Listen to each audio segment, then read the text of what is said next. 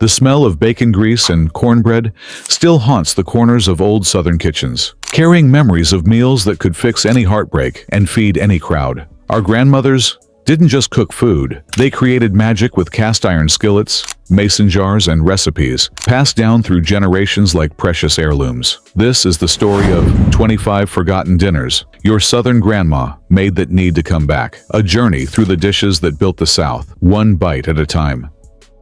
Alabama firecrackers. Down in Alabama, grandmas knew how to turn simple saltines into something that would make you slap your knee and holler. These weren't your ordinary crackers sitting next to soup. Alabama firecrackers were a weekend ritual, made with a secret blend of ranch seasoning, red pepper flakes, and whatever hot sauce was handy. Grandma would spread those crackers on her biggest cookie sheet, drizzle them with seasoned oil, and let them bake until they turned golden and addictive. The whole house would smell like a combination of comfort and danger. Kids would sneak them by the handful, and grown folks would hide them from each other. The beauty was in their simplicity, just crackers, oil, and spices, but somehow they tasted like pure Southern hospitality. Every family had their own twist on the recipe, passed down through generations of women who understood that sometimes the best food comes from the humblest ingredients. Boiled peanuts. Nothing says Southern roadside culture like a steaming pot of boiled peanuts simmering on the back porch. Grandma would start these beauties early in the morning, knowing they needed hours of slow cooking to reach that perfect, soft, salty goodness. Fresh green peanuts would go into a big pot with enough salt water to make the ocean jealous. The smell would drift through the neighborhood, calling folks home from wherever they'd wandered. These weren't snacks, they were an experience. You'd crack them open with your teeth, slurp out the salty juice, then eat the tender nuts inside. Your fingers would get messy, your shirt might get stained, and nobody cared one bit. They were best shared on hot summer evenings, sitting on the porch swing, talking about everything and nothing. Store-bought versions never came close to Grandma's touch. She knew exactly when they were done, could tell by the sound they made when she stirred them. That's the kind of cooking wisdom you can't learn from a cookbook. Chicken and dumplings.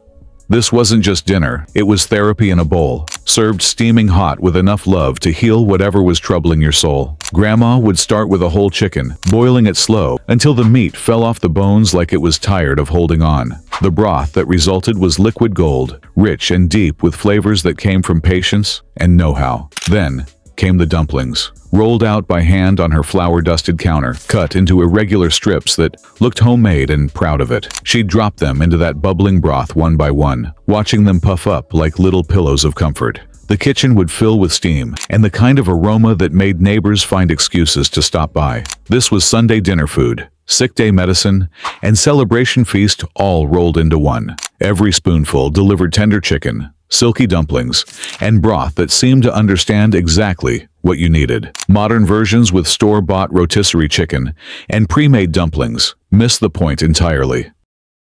Chicken pie.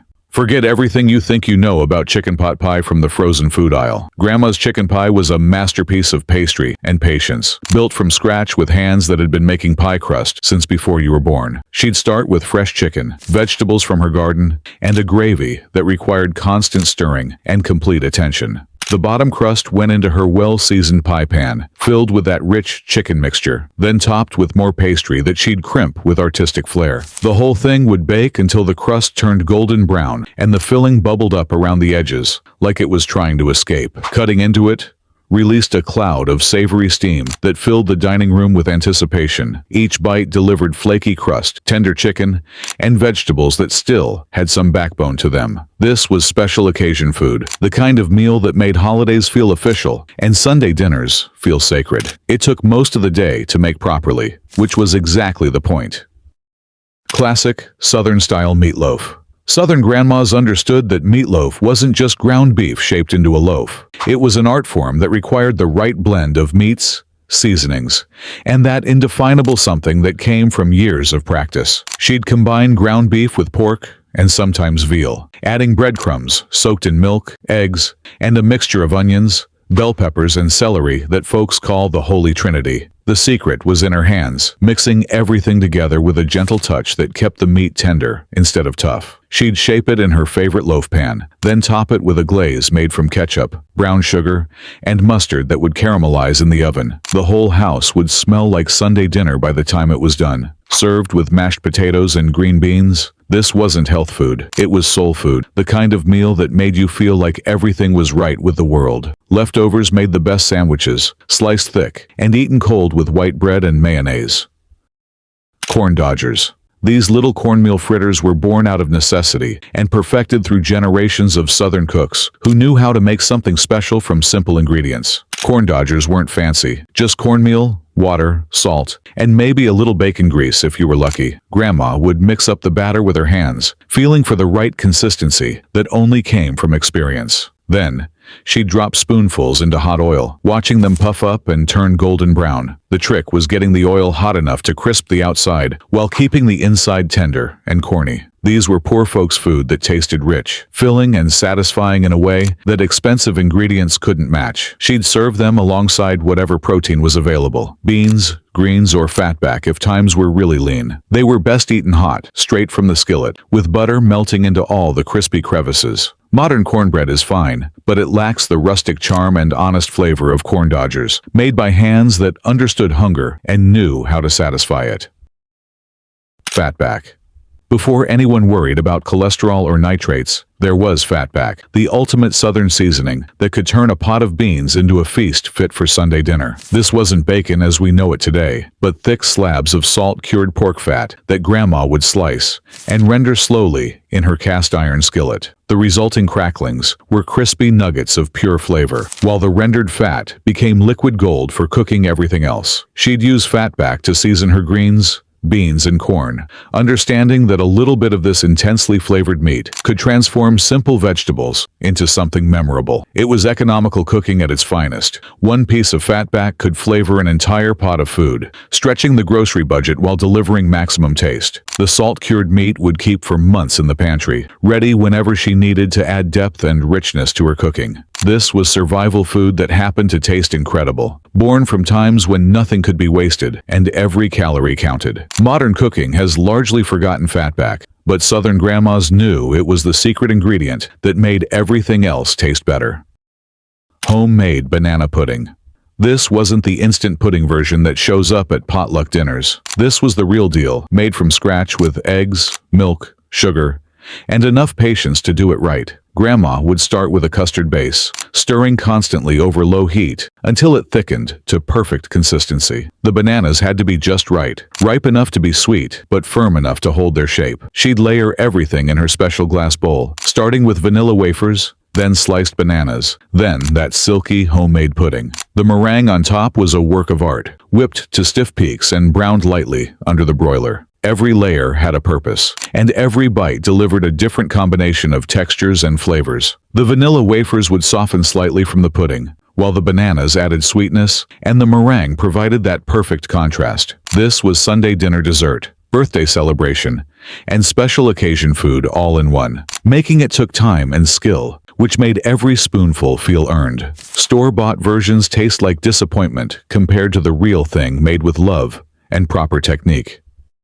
Homemade cheese straws. These delicate, crispy treats were the crown jewel of Southern entertaining, appearing at every wedding reception, funeral gathering, and holiday party worth attending. Grandma's cheese straws weren't the thick, doughy versions you might find today. They were thin, elegant fingers of pastry that practically melted on your tongue while delivering a sharp bite of aged cheddar. She'd make the dough by hand, working cold butter into flour until it resembled coarse meal, then adding grated cheese and just enough ice water to bring it together. The secret was in the rolling and cutting, thin enough to be delicate, but substantial enough to hold their shape. They'd bake until golden and crispy, filling the kitchen with the smell of butter and cheese. These weren't everyday snacks, but special occasion food that showed you cared enough to spend time in the kitchen. They required good cheese, real butter, and the kind of patience that modern convenience foods have made extinct. Served on her best silver tray, they turned any gathering into something elegant and memorable.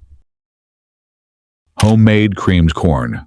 Forget the canned version that tastes like sweet paste. Grandma's creamed corn was a revelation that turned fresh corn kernels into something that bordered on dessert while still being a proper vegetable side dish. She'd start with corn so fresh, it was still warm from the summer sun, cutting the kernels off the cob with a sharp knife, then scraping the cob to get every bit of that sweet corn milk. Into her cast iron skillet would go butter, real cream, and those fresh kernels, cooking slowly until everything melded together into creamy perfection. The secret was in the timing and temperature, hot enough to cook the corn, but gentle enough to keep the cream from breaking. She'd season it with just salt, pepper, and maybe a pinch of sugar if the corn needed help. The result was pure summer in a spoon, sweet and savory at the same time, with kernels that still had some bite to them. This was Labor Day food, church supper fare, and the kind of side dish that made people ask for seconds, even when they were already full.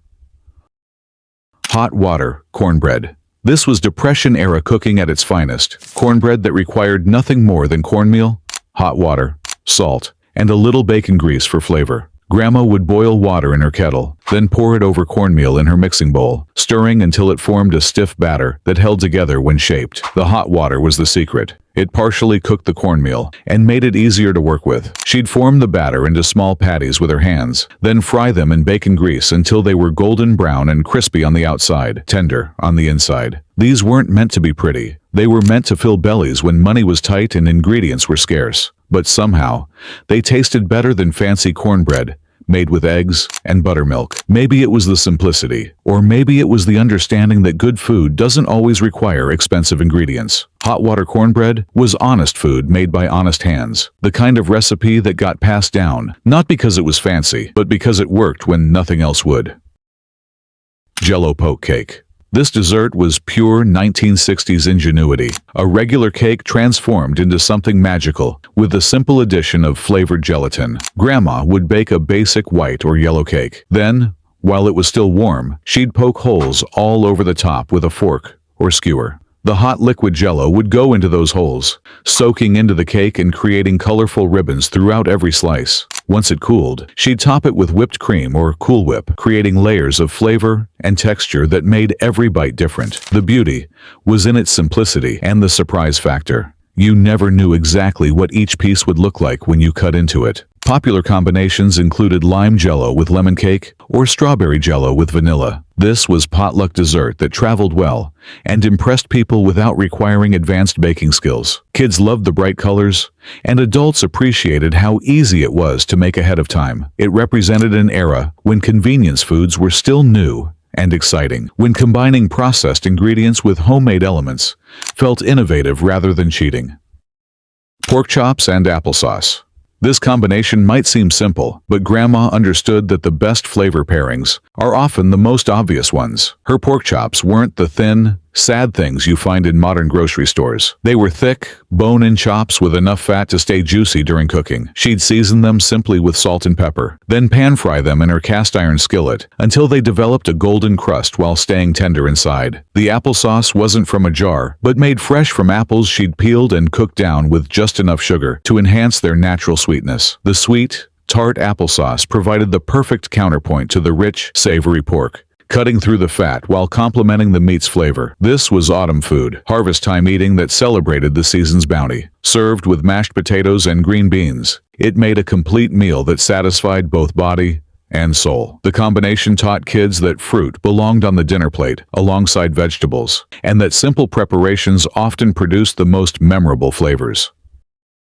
Pigs in a blanket. These weren't the cocktail party appetizers made with mini hot dogs and crescent roll dough. Grandma's pigs in a blanket were a proper dinner that turned simple sausages into something special. She'd wrap whole sausages in her homemade biscuit dough, creating individual bundles that baked up golden and flaky. The sausages would cook inside their dough blankets, releasing their juices into the surrounding pastry and creating flavors that penetrated throughout. Sometimes, she'd add cheese or herbs to the dough, but usually the combination of good sausage and buttery biscuit was perfect on its own. These were Saturday night supper food, easy enough for busy weekends but special enough to feel like a treat. Kids loved them because they could eat them with their hands, and adults appreciated how the dough absorbed all the sausage flavors. Served with mustard for dipping and maybe some sauerkraut on the side, they made a complete meal that required minimal preparation but delivered maximum satisfaction. This was comfort food that understood its purpose, to feed people well without requiring hours in the kitchen. Red beans and rice. Monday was wash day, and red beans and rice was Monday dinner, because it could simmer all day while Grandma tended to other chores. This wasn't just beans and rice thrown together. It was a carefully orchestrated symphony of flavors that started with dried red kidney beans soaked overnight. She'd start them cooking early with onions, celery, bell peppers, and whatever pork she had on hand, usually a ham bone or some salt pork. The beans would simmer for hours, slowly breaking down and thickening the liquid into a rich, creamy gravy. The holy trinity of vegetables would melt into the background, adding depth without overwhelming the beans. By dinner time, the beans would be tender enough to mash against the side of the pot, and the liquid would be thick enough to coat the back of a spoon. Served over fluffy white rice with hot sauce on the side, this was a complete protein that cost almost nothing to make, but tasted like it was worth a fortune. Leftovers were even better the next day, after all the flavors had time to marry and deepen. Shake and bake chicken with rice-a-roni. This combination represented the height of 1970s convenience cooking, when packaged mixes promised to make dinner easier without sacrificing flavor. Grandma embraced these new products with the same enthusiasm she brought to everything else in her kitchen. The shake and bake coating mix would turn ordinary chicken pieces into something crispy and flavorful without the mess of traditional fried chicken. She'd shake the chicken in the seasoned coating, then bake it until golden brown and crispy. Meanwhile, the rice-a-roni would cook on the stovetop, combining rice with vermicelli and seasonings to create a side dish that was more interesting than plain rice, but easier than making it from scratch. Together, they made a complete meal that kids loved and adults found satisfying. This wasn't gourmet cooking, but it was smart cooking, using modern conveniences to create flavors that would have taken hours to achieve the traditional way. It represented a generation of women who were learning to balance tradition with innovation, keeping families fed while navigating changing times. Shrimp and grits. This low-country classic was originally breakfast for fishermen, but Grandma understood that good food doesn't follow a clock. Her shrimp and grits elevated humble ingredients into something that tasted like fine dining. The grits weren't instant. They were stone-ground corn that required slow cooking and constant stirring to achieve the perfect creamy consistency. She'd cook them in milk instead of water, adding butter and cheese to make them rich and satisfying. The shrimp were fresh from the coast, cooked quickly with onions, bell peppers, and enough seasoning to make them sing. Sometimes, she'd add bacon or ham for extra flavor. Other times, she'd keep it simple and let the shrimp speak for themselves. The combination of creamy grits and perfectly seasoned shrimp created textures and flavors that complemented each other beautifully. This was coastal southern cooking at its finest, showing how simple ingredients could be transformed into something elegant through proper technique and understanding. It taught that breakfast food could be dinner food, and that the best meals often came from the most humble beginnings. Southern deviled eggs.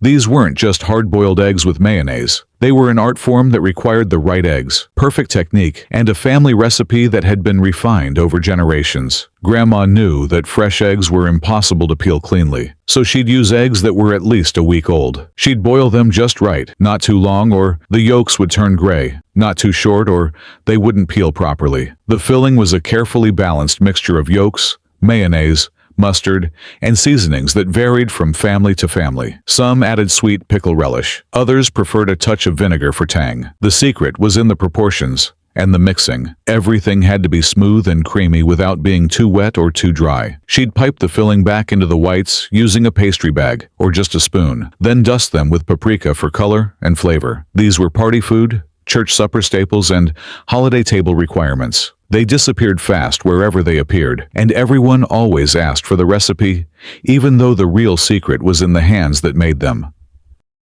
Southern pimento cheese. Known as the pâté of the South, pimento cheese was much more than just cheese spread. It was a cultural institution that appeared at every gathering worth attending. Grandma's version wasn't the store-bought stuff that comes in plastic tubs. It was made fresh with sharp cheddar cheese that she grated herself, real mayonnaise, and those little jars of diced pimentos that added color and mild pepper flavor. The secret was in the ratios and the mixing technique. Too much mayonnaise made it soupy. Too little made it dry and crumbly. She'd mix it by hand with a wooden spoon, working the ingredients together until they formed a cohesive spread that held together but wasn't dense. Some families added cream cheese for richness. Others preferred a touch of hot sauce for kick. It was equally at home on white bread sandwiches, stuffed in celery sticks, or served with crackers at fancy parties. This was versatile food that crossed class lines, equally appropriate for elegant entertaining or everyday lunch. The best part was how it improved with age, developing deeper flavors as it sat in the refrigerator, and all the ingredients had time to meld together.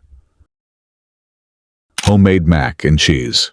This wasn't the boxed version that takes 5 minutes to make. This was the real deal that required time, patience, and enough cheese to make your heart happy and your arteries worry. Grandma would start with a proper cheese sauce, making a roux with butter and flour, then slowly adding milk while whisking constantly to prevent lumps. The cheese went in gradually, usually sharp cheddar with maybe some Velveeta for creaminess, stirring until it melted into a smooth, rich sauce. The pasta was cooked just until tender, but still had some bite to it, because it would continue cooking in the oven. Everything went into her buttered casserole dish, topped with more cheese and breadcrumbs, then baked until bubbly and golden on top. The result was creamy, cheesy perfection with a crispy top that provided textural contrast. This was Sunday dinner food, special occasion eating that made ordinary weeknight dinners pale in comparison. It took at least an hour from start to finish, but every minute was worth it when you took that first bite of homemade mac and cheese that understood what comfort food was supposed to taste like.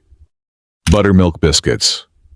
No, Southern Grandma's table was complete without a basket of fresh buttermilk biscuits, tall and fluffy, and ready to soak up whatever else was on the plate. These weren't the canned variety that popped out of cardboard tubes. They were made from scratch with flour, buttermilk, shortening, and a technique that had been passed down through generations of Southern women. The secret was in the handling. Work the dough just enough to bring it together, but not so much that the biscuits would be tough. She'd roll it out on her floured counter, cut straight down with a sharp cutter, never twisting because that would seal the edges and prevent proper rising. Into the oven they'd go, baking until golden brown on top and bottom, with layers that separated easily when split open. Fresh from the oven, they'd be served with real butter, honey, jam, or whatever else needed sopping up from the plate. These were daily bread in the truest sense, appearing at breakfast, lunch, and dinner because they made everything else taste better. Making perfect biscuits was a mark of pride for Southern women, and Grandma's biscuits were always perfect.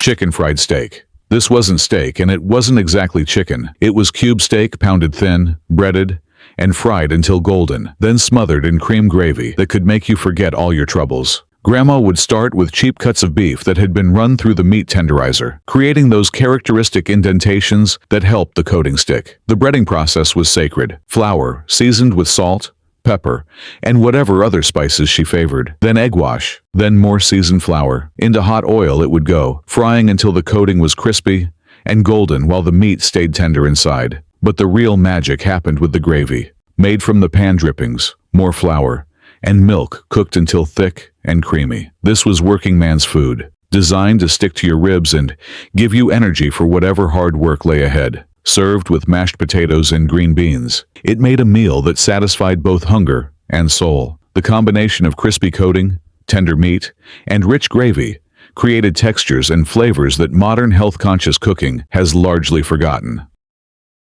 Sweet tea. No Southern meal was complete without a tall glass of sweet tea, and Grandma's version was legendary throughout the neighborhood. This wasn't tea with sugar added after the fact. The sugar went in while the tea was still hot, dissolving completely to create a smooth sweetness that couldn't be achieved any other way. She'd brew it strong, using more tea bags than seemed reasonable, because the ice would dilute it when served. The ratio of sugar to tea was crucial. Too little and it wasn't properly sweet. Too much and it became syrup. The best sweet tea was made fresh every day, chilled in the refrigerator until ice cold, then served in tall glasses filled with ice. It was the house wine of the South, appearing at every meal and offered to every visitor who crossed the threshold. Making good sweet tea was a point of pride, and Grandma's version was the standard by which all others were judged. It was refreshing on hot summer days, comforting with heavy meals, and always exactly what you needed when you needed it. Store-bought versions never came close to the real thing made with love and proper technique. Cornbread dressing. This wasn't stuffing that went inside the turkey. This was dressing that stood proudly on its own as the star of the Thanksgiving table. Grandma would start days ahead, making cornbread and letting it get stale, because fresh cornbread would turn to mush when mixed with the other ingredients. She'd crumble it by hand, combining it with crumbled biscuits, sautéed celery and onions, sage, and enough chicken broth to create the perfect consistency, moist but not wet, holding together but not compact. Into her largest roasting pan it would go, baking until the top was golden brown and the center was set but still tender. This was the soul of Southern holiday cooking, the dish that made Thanksgiving feel official and Christmas dinner complete. Every family had their own variation. Some added giblets, others included hard-boiled eggs, and a few rebels even added oysters. But the basic principle remained the same: good cornbread, proper seasoning, and enough love to make it taste like home. It was comfort food that connected generations, passing recipes and memories down through families who understood that food was love made visible. Fried green tomatoes. When the summer garden produced more tomatoes than could ripen before the first frost, Grandma knew exactly what to do with those firm green orbs. Fried green tomatoes weren't just a way to use up unripe vegetables. They were a delicacy that celebrated the tangy, slightly tart flavor that only green tomatoes could provide. She'd slice them thick, letting some of the juice drain out so the coating would stick properly. The breading was usually cornmeal mixed with flour, seasoned with salt and pepper, sometimes with a little cayenne for heat. Into hot oil they'd go, frying until golden brown and crispy on the outside while staying firm and flavorful inside. The contrast of textures was perfect, crispy coating giving way to tender tomato that still had enough structure to provide a satisfying bite. These were late summer food, harvested from the garden and eaten within hours of picking. Served as a side dish or appetizer, they represented resourceful cooking that turned potential waste into something delicious. Modern versions often miss the point, using tomatoes that aren't quite right, or coatings that overpower the delicate flavor that made the original so special. The cast iron skillet has gone quiet now, but the memories it holds are louder than ever. These forgotten dinners weren't just food. They were love served on chipped plates, stories told through seasoning, and traditions that deserve better than to fade away with the women who made them. Every time we choose convenience over care, we lose a little piece of what made those Sunday dinners so special. Maybe it's time to dust off Grandma's recipes and remember that the best things in life still take time to make properly.